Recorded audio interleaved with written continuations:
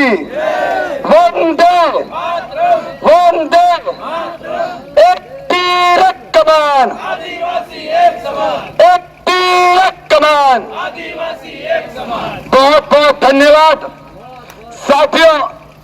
आज हमारे लिए गर्व की बात है कि हम सबके भाई आदरणीय जयवर्धन सिंह जी, पूर्व कैबिनेट मंत्री, आज हमारे साथ हम आदिवासियों की लड़ाई में आज चौबट में पधारे हैं। एक बार जयवर्धन जी के लिए जोरदार तालियों से उनका स्वागत करें। हमारे बीच में उपस्थित मेरे साथ चल रहे, लगातार कंधे से कंधा मिला रहे, हमारे नेतृत्व में जो चल रहे हैं इस यात्रा में, हमारी यात्रा में जो मजबूत करने का काम कर रहे हैं, मेरे छोटे भाई रामू टेकाम जी, आदिवासी कांग्रेस के प्रदेश अध्यक्ष, एक बार उनका भी जोरदार तालियों से आप स्वागत कीजिए। हमारे साथ चल रही हमारी बहन चंद्रा सरवटे, जो आदिवासी कांग्रेस की महिला प्रकोष्ठ की अध्यक्षा है, एक बार जोरदार उनका भी स्वागत हम करते हैं।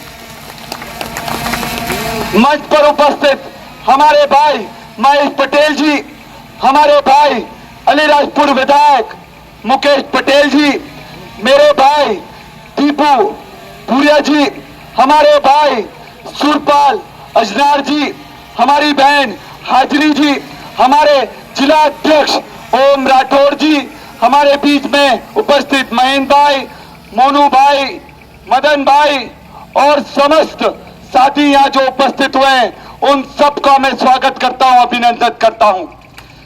साथियों, ये लड़ाई कोई मामूली लड़ाई नहीं है। पिछले 20 दिनों से मैं, रामू भाई और चंद्रा बहन दिन रात एक कर रहे हैं। किसके लिए कर रहे हैं? समाज के लिए एक कर रहे हैं। 2200 किलोमीटर की यात्रा तय कर हम यहां पहुंचे हैं। रात के 12-12, 1-1 बजे तक हम लोग सभाएं लेते हैं, नुक्कड़ सभाएं लेते हैं। अपना घर बाहर छोड़कर समाज की लड़ाई लड़ने के लिए हम लोग एकजुट हुए हैं। हम लोग सीधी से निकले। सीधी क्यों? क्योंकि सीधी में पेशाब कांड हुआ था। पेशाब कांड के बारे में कितने लोगों ने सुना है? जरा हाथ उठाकर बताओ। भाजपा के नेताओं ने हमारे आदिवासी भाई पर सर पर पेशाब कर दी, और ये पेशाब सिर्फ आदिवासी समाज पर नहीं है, ये पूरी मानवता के मुंह पर उन्होंने पेशाब करी है। सारे समाजों के मुंह पर पेशाब करी है। हमारा देश ऐसा नहीं था। भाईचारे का देश है हमारा, शांति का देश है हमारा। और आपने मणिपुर में क्या हुआ देखा? मणिपुर में हमारे आदिवासी भाइयों और बहनों को नंगा कर रोडों पर दौड़ाया गया है, उनका बलात्कार करा गया है। वहां पिछले 80 दिनों से नरसंहार हो रहा है। आज जब हमारे मंच पर सेना पटेल जैसे नेता मजबूत मौजूद रहते हैं, हमें गर्व होता है नारी शक्ति पर। हमें गर्व होता है जब हाजरी बहन जैसे हमारी नेत्री मंच पर मौजूद होती हैं, क्योंकि ये नारियों का देश है, नारी शक्ति का देश है। और मैं ये कहना चाहूंगा, जब जब नारियों पर हाथ उठेगा, इतिहास गवाह है, एक बार इतिहास में नारी को नग्न करने का प्रयास हुआ था, उसका अंजाम हुआ था कि महाभारत का युद्ध इस देश में हुआ था। यह दूसरा महाभारत का युद्ध होने जा रहा है और हमको लड़ना पड़ेगा। जब मणिपुर में हमारी बहनों को नंगा कर उनकी इज्जत लूटी जाती है, तो हमें बुरा लगता है कि नहीं लगता? कितने लोगों को बुरा लगता है? जरा हाथ उठाकर बताओ।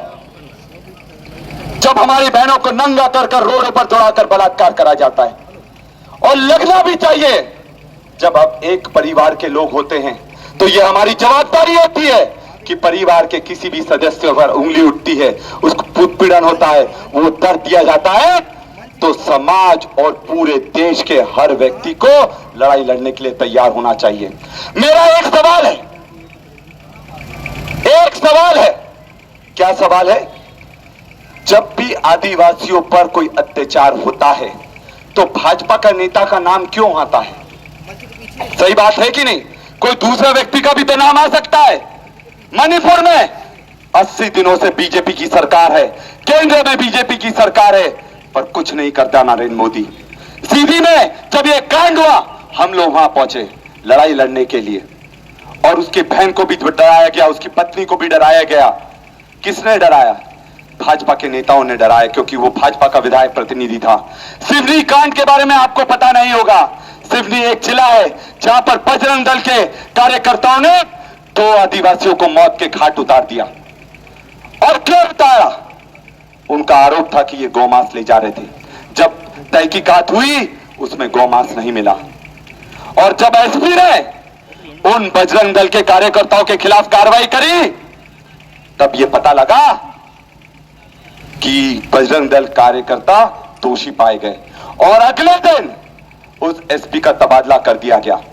मैं पूछना चाहता हूं, अगर मध्य प्रदेश में एसपी कलेक्टर का तबादला करना हो तो कौन कर सकता है? बताओ, कौन कर सकता है? मुख्यमंत्री कर सकता है कि नहीं? मतलब मुख्यमंत्री आरोपियों के साथ खड़ा है, हमारे समाज और हमारे जनता के साथ नहीं खड़ा। नेमावर कांड हुआ जहां 3 बहनों को जिंदा गाड़ दिया गया, उनके छोटे भाई, उनकी मां को भी नहीं छोड़ा गया, और 2 महीने तक इंसाफ के लिए हम लोग भटकते रहे। जब तक हम सब ने आंदोलन नहीं करा तब तक इंसाफ नहीं मिला। नीमच में आदिवासी भाई को गाड़ी से बांधकर रगड़ रगड़ कर मार डाला गया। किसने मारा? भाजपा के लोगों ने मारा। तो साथियों, बात साफ है कि अब चुप नहीं बैठना है, अब कंधे से कंधा मिलाकर लड़ाई लड़ना पड़ेगी, क्योंकि ये करोड़ों मरे की लड़ाई है, और अगर अभी नहीं हम जागे तो हमारी मदद करने कोई नहीं आएगा। आज हमारे समाज के साथ हो रहा है, कल दूसरे समाजों के साथ होगा, फिर तीसरे समाजों के साथ होगा। आज अगर आग हमारे समाज में लगी है तो कल सब समाजों तक भैया आग आएगी, और हमें एक साथ होकर इनको मध्य प्रदेश से बाहर करना पड़ेगा। साथियों, मैं एक डॉक्टर हूं, मैं एक सर्जन हूं। हमारे इसमें एक कहावत है कि जो हिस्सा सड़ जाता है उसको काटकर फेंक देना चाहिए, और आज वो स्थिति मध्य प्रदेश की हो गई है। हमें ये जो मध्य प्रदेश को सड़ाने का काम भाजपा कर रही है, हमें भाजपा को काटकर मध्य प्रदेश से फेंकना पड़ेगा। तब जाकर हमारे महिलाएं सुरक्षित हैं, हमारी बहनें सुरक्षित हैं, हमारे युवाओं का रोजगार तब सुरक्षित होगा। और इसलिए ये लड़ाई लंबी चलने वाली है। ऐसा नहीं है कि हमने यात्रा निकाल दी, इतनी मेहनत कर ली, पसीना बहा दिया, बीमार पड़े तब भी हमारी लड़ाई जारी रही। ये लड़ाई सिर्फ आदिवासी समाज की नहीं है, हम एक उस समाज की है जिसको भाजपा ने प्रताड़ित करा है, और हम उनकी लड़ाई लड़ने के लिए तैयार हैं। चाहे वो एससी का हो, चाहे एसटी का हो, चाहे दलित हो, आदिवासी हो, चाहे अल्पसंख्यक हो, चाहे सामान्य वर्ग हो, ये लड़ाई सबकी है। क्योंकि पटवारी घोटाले में कौन कौन थे? पटवारी घोटाले में मध्य प्रदेश में जो टॉप 10 में लोग आते हैं वो कौन लोग थे? भाजपा के विधायक के कॉलेज के पढ़े हुए लोग थे। ऐसा कैसे हो गया कि एक ही कॉलेज के 10 में से 7 लोग उसी कॉलेज के पाए जाते हैं? और बाद में पता है क्या लगता है, जब उन लोगों से पूछा जाता है जरा बताओ तो सही मध्य प्रदेश की राजधानी क्या है, तो पता है क्या बोलते हैं? दिल्ली बोलते हैं, दिल्ली। अब ऐसे लोग अगर मध्य प्रदेश में पटवारी बनकर आएंगे तो जो आपने वीडियो देखा है, पटवारी लोग 9,000 के 500 के नोट खाने का काम कर रहे हैं। वीडियो में है, जब पकड़ा गया पटवारी तो 9,000 के 500 के नोट खाते हुए पकड़ा गया। ये कैसा मध्य प्रदेश हो गया है जहां कोई नोट खा रहा है और जिनके दिमाग में गोबर भरा है वो गोबर खाने का काम कर रहे हैं। और किन किन लोगों के दिमाग में गोबर भरा है आप सब अच्छी तरह से जानते हैं। तो लड़ने के लिए तैयार हो जाओ, क्योंकि ये हमारे रोजगार की लड़ाई है, ये पलायन रोकने की लड़ाई है। आज मुझे एक चीज बताओ, प्रशासन की इतनी हिम्मत कैसे हो जाती है कि हमारे आदिवासियों की खड़ी फसल को बर्बाद करने की उनको ताकत दे दे? पैसा कानून लागू हो गया है ना मध्य प्रदेश में, तो पैसा कानून अगर लागू हो गया था तो ये जल जंगल जमीन की लड़ाई ये भाजपा वाला तो नहीं बैठा।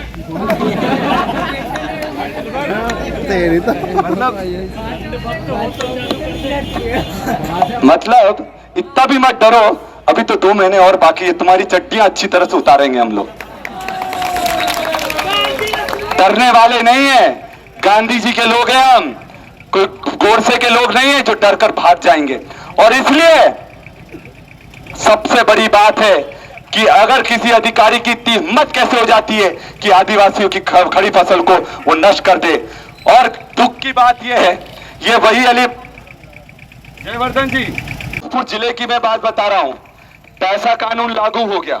पैसा कानून मतलब आदिवासियों को जल जंगल जमीन का अधिकार।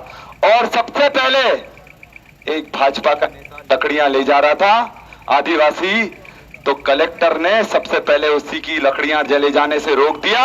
और यहाँ जो पूर्व विधायक है भाजपा का नागर सिंह और वहां के जिलाध्यक्ष, उनको कलेक्टर ऑफिस के सामने धरने पर बैठना पड़ा। ये पैसा कानून की ये बोलते हैं लागू हो गया है।